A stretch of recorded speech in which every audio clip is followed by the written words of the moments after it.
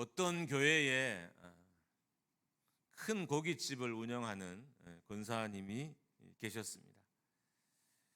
담임 목회자가 처음 그 가정을 신방할 때 남편은 신방 예배에 참석하지 않았어요.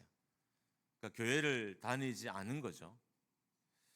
남편은 운동선수 출신이어서 몸도 아주 좋고 건강했습니다. 그러니까 자기 몸을 믿고 사는 사람이었던 거죠. 그러던 어느 날 남편의 뇌에 종양이 생겨서 시한부 선고를 받게 됩니다.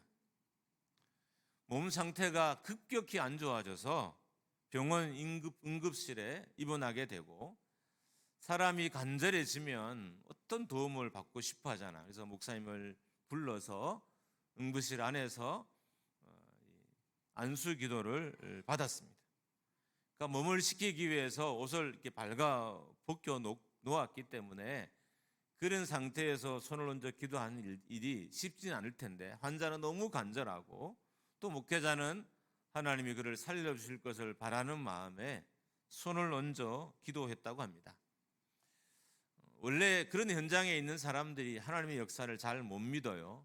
그래서 이렇게 간호사들이 웃거나 이렇게 수근수근 대는 소리가 이 목사님 귀에 들렸다고 합니다. 그렇지만 더 담대하게 힘있게 하나님께서 고쳐주실 것을 선포하고 기도를 마쳤다고 합니다. 그랬더니 이 남편의 병이 정말 조금씩 낫기 시작하는 거예요. 아내가 다니는 교회에 등록도 하고 계속해서 안수 기도도 받고, 그리고 성도들도 이제 교회 기도 제목을 내어놓았으니까 이 교회 기도 제목을 붙잡고 열심히 병 낫기를 기도했습니다. 여러분, 어떤 일이 일어났을까요? 여러분이 상상했던 일이 일어났습니다. 머리의 종양이 깨끗하게 사라졌습니다. 여러분, 남의 머리에 사라진 종양일지라도 아멘하면 얼마나 감사해요. 내 머리 사라지지 않아도. 삶에는 기도해야 되는 순간이 반드시 옵니다. 무슨 말이냐 하면, 기도 외에는 다른 방법이 없는 순간이 꼭 온다는 거예요. 그럴 때는 정말 기도 외에는 방법이 없습니다. 그 문제를 해결하기 위해서는 기도해야만 되는 거예요. 아무리 인간적인 노력을 많이 해도 안 된다는 거예요. 기도해야만 되는 문제가 인생에는 반드시 생겨난다는 것입니다. 그런데 우리는 기도해야 한다는 건 알지만, 또 이론적으로는 알지만, 배워서 알지만 정작 기도하지는 않습니다. 성도들 중에 기도해야 되는지를 모르는 사람은 한 명도 없어요. 그런데 사실은 기도하지 않는다는 게 문제예요. 성도들에게 뭔가를 대화를 나누면, 목사님, 제가 기도해야 이 문제가 해결되겠죠? 하나님이 기도라고 주신 사인 같은데 라고 답은 기가 막히게 알지만, 기도하는 자리에 나오는 성도는 별로 많지 않습니다. 중요성은 아는데 기도하지 않는 이상한 장면이 계속 연출되는 거예요. 공부해야 되는데 공부하지 않는 것, 운동해야 되는데 운동하지 않는 것, 기도해야 되는데 기도하지 않는 것, 이상한 일들이 계속 일어나게 됩니다. 기도하지 않았기 때문에 당연히 문제는 해결되지 않을 것이고, 문제가 해결되지 않았기 때문에 모든 고통을 몸과 마음으로 다 감당해야 하는 겁니다. 자, 그렇다면 왜 사람들이 기도하지 않을까요? 여러 가지 이유가 있겠지만 기도하지 않는 이유가 여러 가지가 있어요. 그 중에 하나는 기도를 보지 못했기 때문인 거예요.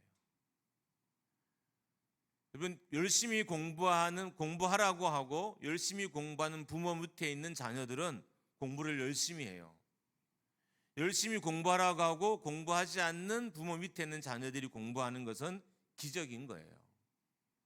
만약에 여러분이 공부하지 않는데 자녀가 공부를 해서 좋은 대학에 갔으면 그건 기적인 거예요. 그는 일반적으로 잘 일어나기 어려운 일인 거예요. 옛날에는 왜 양반 가문이 벼슬을 다 했을까요? 그게 사회 제도이기 때문에 그렇기도 하지만 그 자녀들은 그래도 부모가 공부하는 걸 보고 자란 거예요. 결국 그 사람들이 결국 공부를 하게 됐던 것입니다. 안타까운 것은 이후로 교회와 성도는 점점 더 기도하지 않게 될 거란 겁니다. 전 이건 담대하게 이야기할 수 있어요. 향후에 점점 교회와 성도들은 분명하게 기도하지 않게 될 것입니다.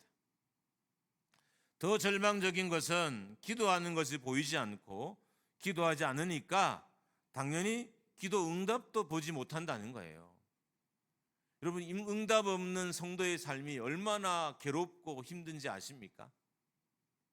기도하지만 기도되지 않는, 기도하지만 응답이 일어나지 않는, 부르짖지만 하나님이 내 소리를 듣지 않은 것이 얼마나 괴로운 신앙생활인지 여러분 아십니까? 부모님의 기도를 보고 어른들의 기도를 보고 자란 다음 세대가 기도하게 됩니다. 근데 어른들이 기도하지 않잖아요. 그러니까 당연히 다음 세대가 기도하지 않게 되는 것입니다. 성도들의 기도와 그 기도의 응답을 보고 다음 세대들이 그를 따라서 또 기도하게 되고 그들도 응답을 누리게 되는 것입니다.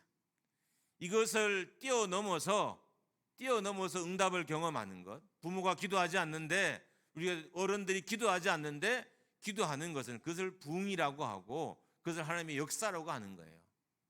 그냥 원칙적으로는 부모가 기도해야 자녀가 기도하고 어른이 기도해야 다음 세대가 기도하고 목회자가 기도해야 결국 성도가 기도하게 되는 것입니다. 문제는 기도가 점점 사라지면서 기도하는 모습들이 교회 안에서 점점 더 볼 수 없게 된다는 것입니다. 기도하는 것도 어렵지만 기도 응답도 보기 어려워요. 왜냐하면 기도하는 데는 성공했어요. 근데 어떻게 기도할지 몰라서 응답을 받지 못하는 경우가 허다하기 때문인 것입니다. 그렇기 때문에 만약에 여러분의 눈에 기도하는 것이 보이고 그리고 기도 응답이 보인다는 것은 엄청난 축복인 거예요. 만약에 여러분의 자녀가 기도하는 여러분의 모습을 보고 여러분의 삶에 응답이 일어나는 것을 보고 자란다면 그것보다 더 큰 축복은 없는 거예요. 우리 교회의 다음 세대들이 우리가 기도하고 우리가 또 기도의 응답의 결과를 누리며 살아가는 보는 것만큼 우리 아이들에게 더 큰 축복은 없습니다.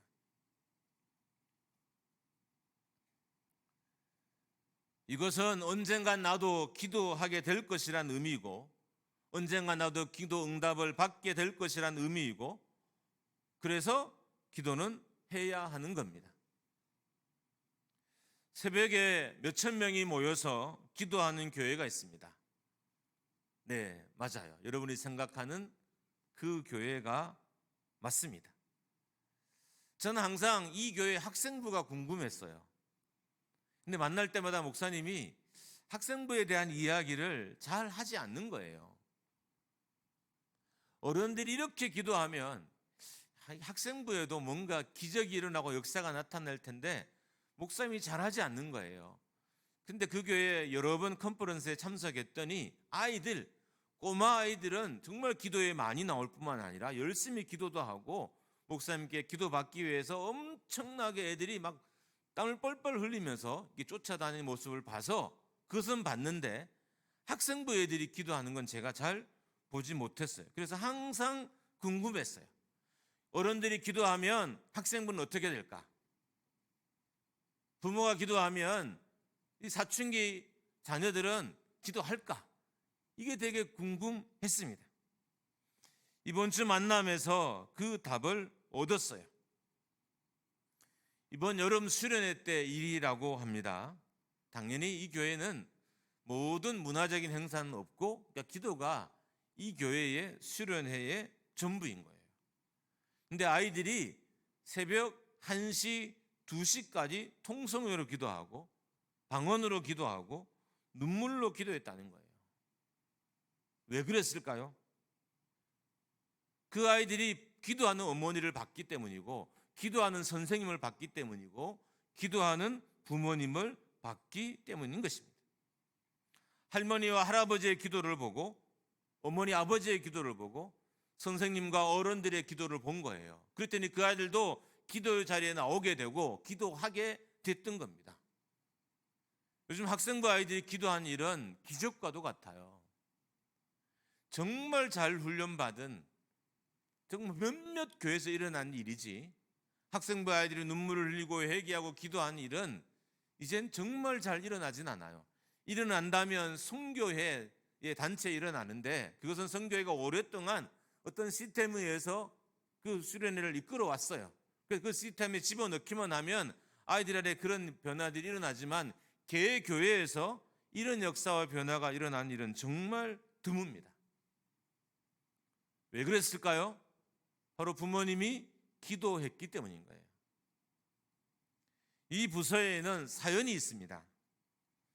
담당 교육자인 지도 목사가 여름 사역을 끝으로 자기는 목회를 하지 않겠다고 담임 목사에게 보고도 하고 교회 부서에도 이미 발표를 했어요.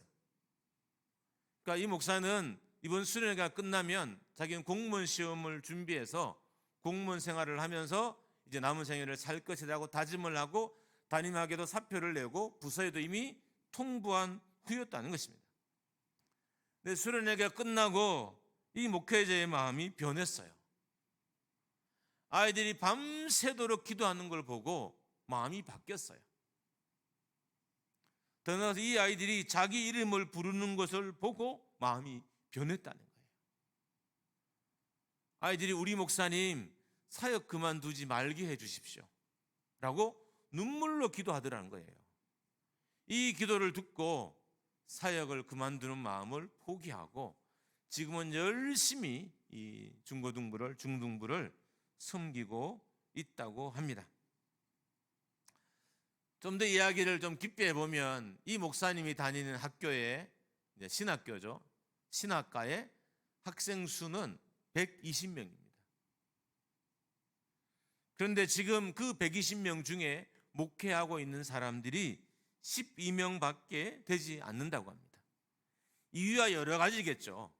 기도 하나가 그렇게 많은 사람들이 목회 현장을 떠난 이유는 분명히 아닐 거예요. 그런데 오늘의 설교 주제가 기도니까 기도와 연관시키면 왜 이렇게 많은 목회자들이 교회를 떠날까요? 바로 기도의 능력을 경험하지 못했기 때문인 거예요. 담임 목사도 기도 안 해요. 성도도 기도 안 해요. 교회 가면 싸우기만 해요. 자기들은 부려먹을 생각만 해요. 이런 신학생들이 교회에 남아 있겠어요? 알바하는 게 훨씬 더 비용이 많아요. 훨씬 더 이익이 돼요. 차라리 그냥 교회 생활 안 하고 교회는 다니면서 예배만 드리고 직장을 다녀도 훨씬 더 편안하게 인생을 살 수 있는데 그 아이들이 왜 신학교에 남아 있겠습니까?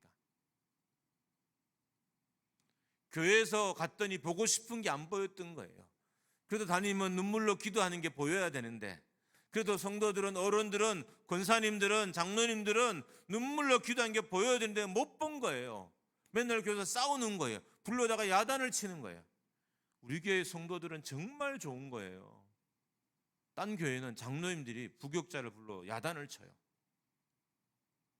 물론 제가 있는 동안은 그런 일이 절대 있을 수 없겠지만 그래요. 심지어 권사님도 불러다가 야단을 쳐요. 그런 교회에 남고 있겠어요? 부장이 불러다 혼을 내켜요. 그런 자리에 남아 있겠냐고요. 만약에 기도하고 혼을 내키면 그래도 받아들이나겠죠. 눈물로 호소하는 그 장로님의 모습을 봤다면 그 장로님의 권면은 받아들여요. 본인도 기도하지 않고 본인도 충성하지 않고 불러다가 혼을 내키는 그 교회에 신학생들이 남아 있겠냐는 거예요. 다 떠나간 거예요. 120명 중에 12명만 교회에 남아 있었던 것입니다. 여러분, 목회자가 하나님에 대한 확신이 없이 목회하는 건 여러분 가능하다고 생각하지만 제 양심에는 불가능합니다. 여러분의 양심에는 가능할지 몰라요.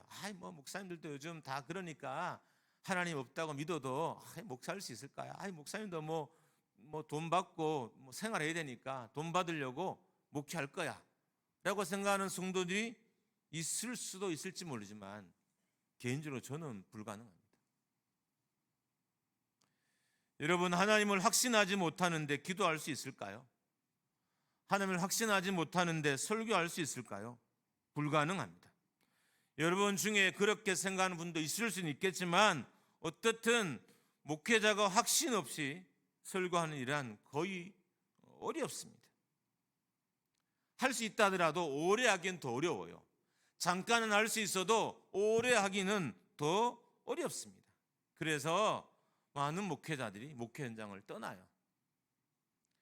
지금은 담임의 이력서를 담임 청병원에서 받으면 이력서가 많이 들어와요. 근데 장담하건대 이 이후로는 담임을 찾으려고 해도 못 찾을 거예요. 미국은 이미 미국 감리교 통계예요. 미국 감리교가 한 3만 개 정도가 되는데 3만 개 교회 중에 담임들은 15,000명밖에 안 된다는 거예요. 이미 2개, 3개 설교하는 목회자가 많아졌다는 거예요. 미국의 교회는 곧 한국의 교회예요. 항상 그랬어요. 그냥 볼 필요도 없이 한국의 미래가 어떠냐고 하면 미국 교회를 보면 그게 거의 맞아 떨어져 갔어요. 지금까지 별로 차이가 없었어요. 한국도 결국 그렇게 된다는 거예요. 그럼 왜 많은 목회자들이 목회 현장을 떠났을까요? 교회에서 하나님을 만나지 못하는 거예요. 교회도 기도하지 않으니까 예배를 통해서 사역을 통해 하나님을 못 만난 거고, 본인도 기도하지 않으니까 하나님의 역사를 못 만난 거예요. 그러니까 하나님 역사 없이 목회하는 건 양심적으로 힘드니까 목회 현장을 자꾸 떠나게 되는 것입니다. 앞에서 말했던 것처럼 만약에 제가 하나님 없다고 믿으면서 몇 번을 설교할 수 있을까요? 아마 여러분 중에는 오래 설교할 수 있을 거라고 생각하는 분도 있을 수 있습니다. 근데 알아야 될 게 그건 죽을 일이에요. 여러분, 제가 여기 서서 이렇게 설교하잖아요. 여러분이 제가 선포한 하나님의 말씀을 잘 듣지 않을 때 제 속에는 죽고 싶은 마음이 일어날 때가 한두 번이 아니에요. 내가 왜 이렇게 이 자리에서 이렇게 설교를 하고 있을까? 여러분, 제가 이렇게 그냥 가만히 서서 막 힘있게 설교하는 것 같지만 내 안에는 수많은 작용이 끊임없이 일어나고 설교를 하는 거예요. 그럼 그걸 목사가 몇 번을 견딜까요? 하나님에 대한 확신이 없이 선포하는데 몇 번의 설교를 다 할 수 있을까요? 불가능한 거예요. 그래서 하나님에 대한 확신이 없으니까 기도도 고통스러운 거예요. 하나님에 대한 확신이 없으니까 목회가 고통스러워서 목회자가 목회 현장을 떠나듯 성도들이 하나님에 대한 확신이 없으니까 기도를 못하는 거예요. 기도하면 해결된다는 확신이 없어요. 믿음이 없어요. 그래서 기도의 자리에 나오지 않게 되는 것입니다. 그러니까 기도하면 다 힘들어요. 기도하자고 말하기 전까지는 다 행복해 하다가 기도하자고 말만 하면 다 심각해지고 다 힘들어하고 다 갑자기 바빠지고 갑자기 일이 생기고 갑자기 문제가 생겨요. 확신 없이 하는 기도는 죽을 일이기 때문인 거예요. 왜 기도해야 할까요? 왜 기도가 필요할까요? 기도는 하나님의 살아계심을 경험하기 때문입니다. 하나님의 살아계심을 경험하지 못하면 목회도 병이 들고 성도의 삶도 병이 들어요. 그러니까 우리는 목회 현장이나 우리의 삶의 현장에서 하나님의 살아계심을 경험해야 되는데 그 하나님의 살아계심을 경험하는 길이 바로 기도인 겁니다. 말씀은 하나님의 살아계심을 믿게 하지만 기도는 하나님의 살아계심을 경험하게 하는 거예요.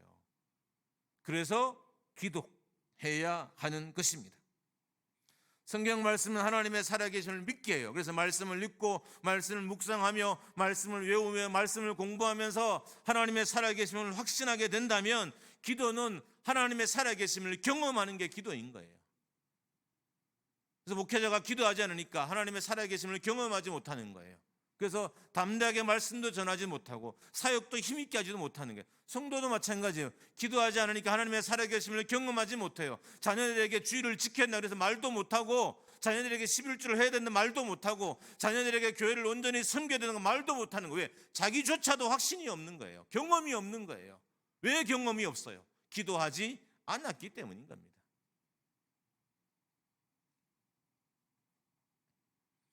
하나님이 살아계시다는 것을 믿지 못하는 믿음이 얼마나 오래 갈 수 있을까요? 오래 가지 못합니다. 그리고 지루합니다. 우리가 신앙생활이 지루한 이유는 뭐 다른 이유도 있겠죠. 그러나 하나님의 살아계심을 믿지 못하기 때문에 신앙생활이 지루한 거예요. 하나님이 계심이 있다고 믿을 수만 있으면, 확신할 수 있으면 결코 신앙생활이 지루하지 않을 텐데 이 확신이 없으니까 지루한 거예요. 여러분, 지루한 일은 정말 미칠 것 같은 일인 거예요. 저는 솔직히 말하면 지루한 일을 좀 잘해요. 그래서 우리 집에서 지루한 일은 제가 다 해요. 뭐 파를 다듬고 썬다. 그것도 아내는 저에게 조금의 파를 주진 않아요. 엄청나게 많은 파를 3, 4개월, 한 6개월 먹을 수 있는 파를 갖다 주고 다듬고 다 써라고 해요. 그럼 저는 되게 즐거워요. 저는 생각보다 지루한 일을 되게 잘해요. 제가 교회 청소한 지 벌써 13년이 넘었잖아요. 여러분, 이게 아무렇지 않은 것 같지만 지루한 작업을 못하는 사람은 이 일을 못해요. 왜요? 지루하거든요. 그래서 저는 기본적으로 지루한 일을 좀 잘해요. 반복적인 일을 잘해요. 그래서 알바할 때도 반복적인 일을 되게 오래 했어요. 보통은 알바를 시키면 이 반복적인 일을 애들이 못해요. 근데 저는 반복적인 일이 그렇게 힘들지 않았어요. 그냥 반복하면 되니까. 머리가 단순해서 그런 건지 뭐 두뇌가 좀 짧아서 잘 모르지만 어떻든 반복을 전 되게 잘했어요. 근데 하나님 없는 신앙생활은 반복은 못하겠더라고요. 하나님 없는 신앙생활은 저도 너무 고통스러워요. 제가 어느 정도 설교를 하고 하나님 없이 선포했다고 느껴지면 이게 한 달, 심지어 한 달까지 갈 때도 있어요. 하루가 아니라, 일주일이 아니라 몇 주를 저를 괴롭히는 거예요. 여러분, 듣고 돌아가면 여러분 그만이지만 저는 여러분이 말씀을 어떻게 들었는지, 어떻게 받았는지, 삶에서 어떻게 실천하는지 두루두루 봐요. 제가 눈이 왜 빨리 돌아간지 아세요? 교회에 오면 여러분의 삶의 모습에 말씀이 실천하는 게 보이는지, 말씀대로 살려가는 게 보이는 건지, 여러분 대화 속에 믿음이 보이는지 그거 구별하느라고 귀를 쫑긋해 두고 눈을 뜨고 계속 살펴요. 그리고 반응이 없으면 저는 또 마음속으로 절망하는 거예요. 아, 내가 또 하나님 없이 설교했구나. 그리고 또 고통스러워해요. 여러분, 목회자들이 하나님 없이 설교하는 건 쉬운 일이 아닙니다. 할 수 있다면 저는 그분을 좀 존경하고 싶긴 해요. 어떻게 그렇게 할 수 있을지. 이건 협박이 아닙니다. 만약에 제가 어느 날 진짜 목회를 관둔다면 제가 그걸 느꼈을 거예요. 더 이상 내 목회에 하나님이 함께 하시지 않는구나. 왜요? 그는 고통스러운 일인 거예요. 죽고 싶은 일인 거예요. 세상의 목회자들은 세상의 고난 때문에 그런 마음이 들지 않아요. 세상의 어려움 때문에 그런 마음이 들지 않아요. 교회가 힘들어서 그런 마음이 들지 않아요. 사례가 적어서 그런 마음이 들지 않아요. 하나님이 나와 함께 계시지 않는 것 때문에 그 마음이 들고 고통스러운 것이지 세상의 환경과 여건 때문에 힘들어하는 게 아니에요.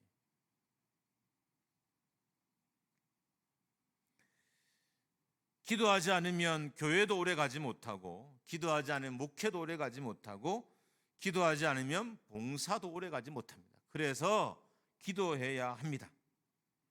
바울과 실라는 기도로 하나님의 살아계심을 경험했습니다. 갑자기 큰 지진이 나고 옥토가 움직이고 옥문이 다 열리고 발에 차인 착고가 다 풀려졌습니다.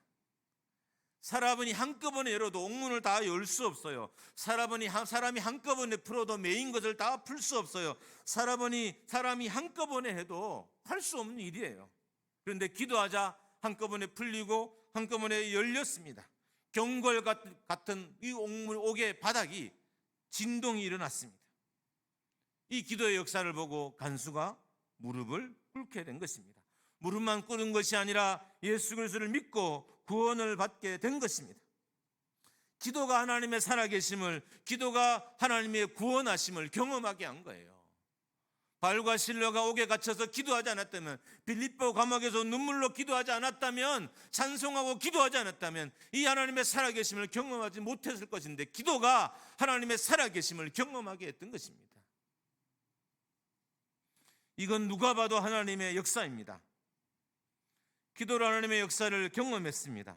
기적만 일어난 것이 아닙니다. 구원의 역사도 일어났습니다. 우리는 설교를 통해서 말씀을 통해서 하나님의 살아계심을 믿게 됩니다.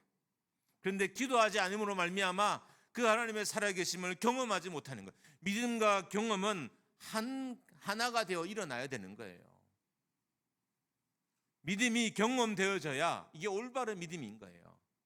우리는 대부분 믿음을 그냥 지식으로 믿어요. 그리고 그 지식을 경험이라고 생각하는 거예요.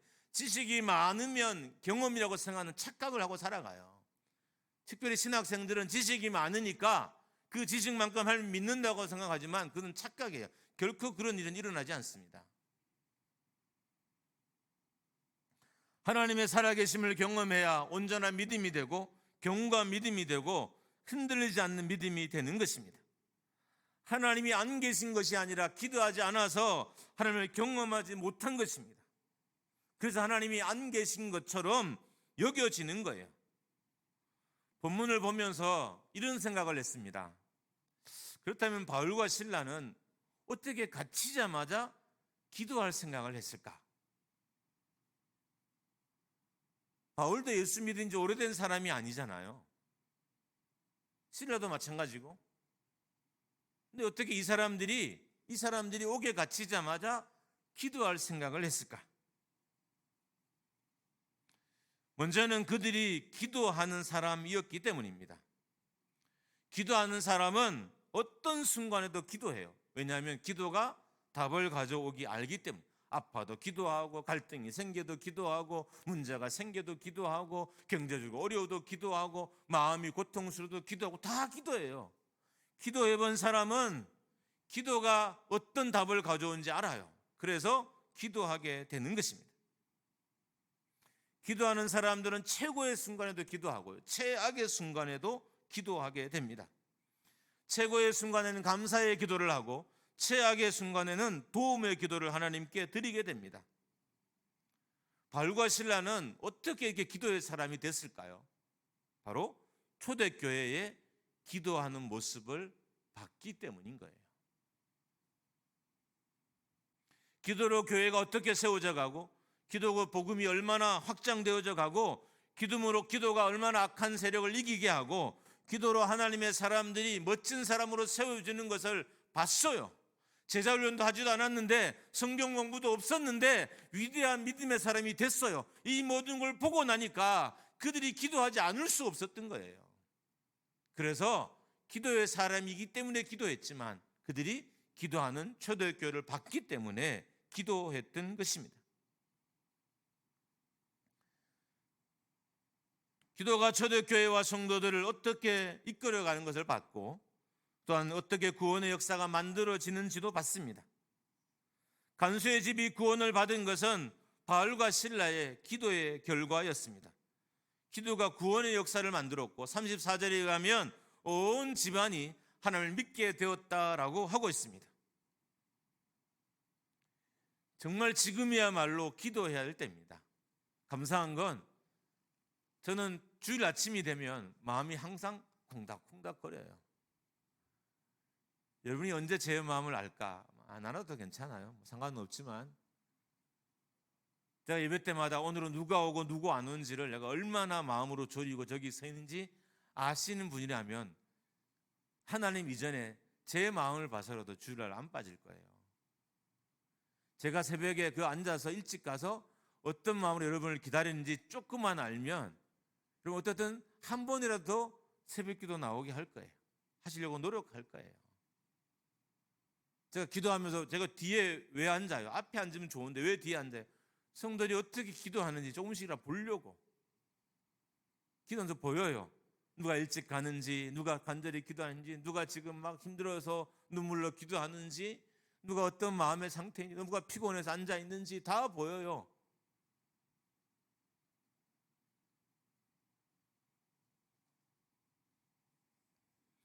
오늘 아침은 눈을 막 떴는데 너무 꽉 차 있는 거예요.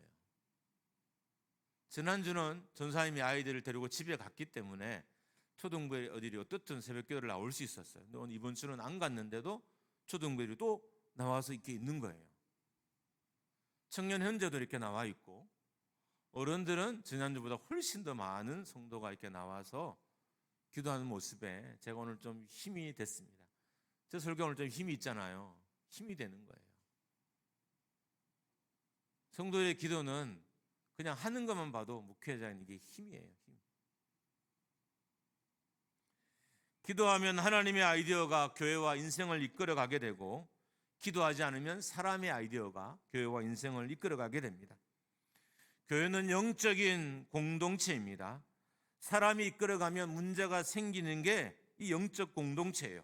하나님이 이끌어 가셔야 하고 성령이 이끌어 가셔야 합니다. 그러기 위해서 기도해야 되는 거예요. 왜냐하면 기도해야 하나님의 자리가 교회에 생기기 때문인 거예요. 기도해야 하나님의 자리가 인생 가운데 생기고, 기도해야 하나님의 자리가 우리 가정 가운데 생기는 거예요. 하나님의 자리가 있어야 하나님의 주장이 우리에게 먹힐 게 아니에요. 하나님의 자리가 있어야 하나님의 권면이 내 인생에 먹힐 게 아니에요. 그래서 우리는 기도해야 하는 것입니다. 기도해야 하나님의 자리가 교회에 생기고, 기도해야 하나님을 경험할 수 있습니다. 하나님을 경험하지 못하는 세대는 절망합니다. 우리가 절망을 경험하는 것은 기도하지 않으므로 하나님의 살아계심을 경험하지 못하고 있기 때문입니다. 이런 설교하는 것, 비교하는 것 그냥 용서하고 들으십시오. 보통 성도의 자녀들이 다 그렇듯 우리 아이들도 집을 떠나야, 언젠간 저랑 여기서 목회를 같이 할 수는 없잖아요. 집을 떠나야 될 이제 시점이 자꾸 다가와요. 직장을 취직을 해야 되고, 또 우리 아이들은 구미에서 취직을 할 수 있는 그런 분야가 전혀 아니에요. 어쨌든 더 대도시로 가야 돼요. 아이들이 그걸 가기 위해서 이미 떠나 있고, 한 달에 한 번은 꼭 교회 오라고 그 대신 약속을 하고 애들을 제가 떠나 보냈어요. 근데 이 아이들이 가서 밤에 있는 말씀 사경에도 다 다니고, 수요 예배도 가고, 청년부 예배는 기본으로 가고, 특세도 하고, 말씀 집회도 참석하고, 철야도 가고, 둘 다 동일한 수준을 하진 않지만 그렇게 하는 거예요. 일단 이 아이들이 그 교회에 간 적이 오래되지 않으니까 그 교회의 모습은 알 텐데, 그래도 엄마 아빠가 기도하는 걸 조금이라도 봤을 것 같은 그 마음에 제가 얼마나 마음이 기쁜지 몰라요. 물론 저는 이 아이들이 계속 우리 교회 나왔으면 좋겠어요. 어떤 구매 직장이 돼서 여기 나왔으면 더 좋겠는데, 그게 안 되면 어떤 떠나는 보내야 되지만, 그것에 어떻든 아이들이 기도하려고 하는 그 모습에 제가 큰 도전이 되고 위로가 되더라고요. 어떻든 봤다는 거 아니에요. 뭔가를 봤다는 거 아니에요. 제 생각엔 우리 교회가 조금만 더 하면 우리 아이들도 우리와 같이 기도하는 날이 올 것 같아요. 할렐루야. 우리가 기도 안 하는 교회는 아니잖아요. 열심히 하려고 노력 많이 했죠. 지금이 좀 기도 안 할 뿐이지 우리 옛날에 얼마나 기도하려고 했어요. 200일 밤으로 모여서 계속 기도하고, 강단에 모여서 기도하고, 40일씩 새벽기도 계속하고, 20일 했다가 또 하고 제가 다 살펴봤더니 우리 교회에서 한 기도 제목만 16가지가 넘더라고요. 정말 많이 하려고 했던 것 같아요. 그게 조금씩은 쌓여 어딘가는 있을 거예요. 이제 조금만 힘을 내면 어쩌면 우리 교회도 교육자들이나 우리의 다음 세대들이 정말 열심히 기도한 그 모습을 우리가 보게 될 수도 있지 않을까 싶습니다. 25절에 보면 바울과 실라가 기도하고 찬송한 것을 제수들이 들었다고 되어 있습니다. 저는 이 말씀을 보면서 하나님이 관여하지 않을 수 없겠구나라는 생각이 들었어요. 우리가 얼마나 기도하는지, 우리가 얼마나 열심히 찬양하는지를 세상이 듣게 해요. 그래야 하나님은 그런 자리에서 자신이 살아계심을 나타내 보이시는 거예요. 생각해보세요. 감옥에서 이렇게 열심히 기도하는데 하나님이 나타나지 않으시면 이게 말이 안 되잖아요. 감옥에서 이렇게 찬양하고 기도하는데 하나님이 그들을 풀어주지 않으면 말이 안 되는 거잖아요. 그래서 하나님이 나타나셨고 그들을 도와주셨던 것입니다. 빌립보 교회에 도착한 바울 일행은 계속해서 기도했어요. 본문이 그렇게 다 설명하지 않지만 본문 곳곳에 보면 안식일에도 기도할 곳이 있을까 찾아다녔고요. 기도하는 곳에 가다가 점치는 귀신 들린 여종을 만났어요. 그러니까 이들은 빌립보 성에 들어가서도 계속 기도의 자리를 찾고 계속 기도하기 위해서 애를 쓰고 있었던 것입니다. 그러니까 빌립보 성에 일어난 역사는 곧 기도의 역사였던 것입니다. 코로나로 인해서 우리 교회 성도가 줄어들었습니다. 그래서 제가 마음에 낙심이 엄청 됐어요. 새벽도 줄어들고 오후도 수요도 다 줄어들었어요. 그런데 주변을 보니 나만 줄어든 게 아니라 다른 교회도 다 줄어들었더라고요. 그래서 위로는 됐어요. 근데 제가 마음에 설교를 준비하다가 이 생각이 들더라고요. 코로나 시대에 무엇이 진짜, 코로나 시대에 어떤 사건이 우리의 교회를 줄어들게 했을까? 딱 돌아보니 기도였어요. 정부가 기도하면 소리 내면 비말이 번진다고 그렇게 교회를 핍박을 했잖아요. 그러니까 교인들이 입을 다문 거예요. 기도할 자리에 부르짖을 자리에 부르지 않기 시작한 거예요. 물론 조심해야 되지만 여러분 우리 교회는 혼자 와서 기도할 공간이 엄청나게 많아요. 대예배 때만 안 하면 혼자 기도할 수 있는 공간이 너무 많아서 누가 와서 부르짖고 소리 지르도 아무 문제가 없었지만 그렇게 한 성도들은 많지는 않았습니다. 그랬더니 하나님을 경험하지 못하는 사람들이 등장하기 시작했고 그 사람들이 교회를 떠나기 시작했던 것입니다. 이제 말씀 마무리합니다. 하나님 없는 삶은 무섭습니다. 하나님의 경험이 없는 삶은 괴롭습니다. 저는 이렇게 무섭고 괴롭게 저의 목회를 지탱하고 싶지는 않습니다. 동일하게 여러분에게도 권면하고 싶어요. 하나님이 없는 삶은 괴롭다는 것을 아시기를 권면하고 싶어요.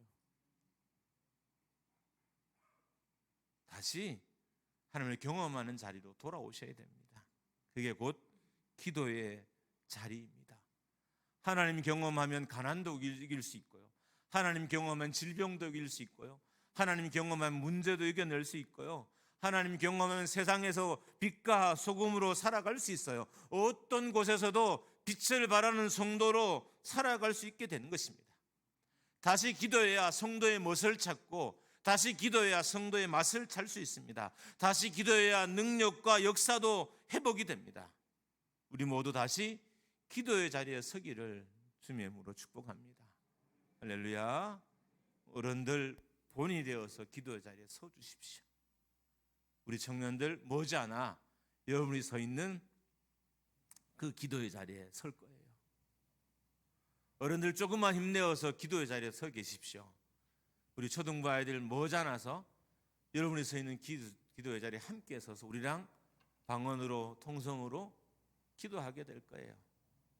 이게 우리 교회이기를 주님의 이름으로 축원합니다. 함께 찬양하고